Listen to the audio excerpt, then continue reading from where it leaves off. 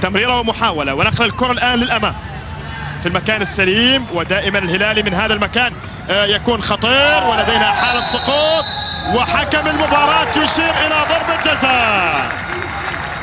ضربة جزاء للهلال في الإعلان عن ضربة جزاء.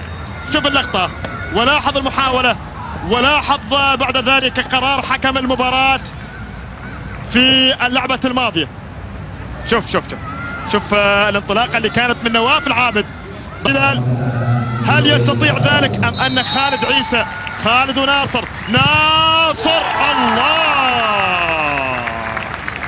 الهلالي بالثلاثة، فريق الإنجازات، فريق الألقاب، فريق النجوم، فريق الذهب على مر الأزمان وفي كل الأوقات. الهلالي يعرف طريق البطولات، يعرف طريق البطولات، وهدف ثالث عن طريق ناصر الشمراني الذي ينجح في هز شباك خالد عيسى من ضربة جزاء أرسلت بهذه القوة وبهذه الصورة. وعلى ذلك يبتسم الشمراني ويبتسم الهلالي ويبتسم الموج الأزرق، يبتسم الموج الأزرق بالثلاثة في شوط المباراة الأول، ويا لها من فرحة هلالية كبيرة بالثلاثة.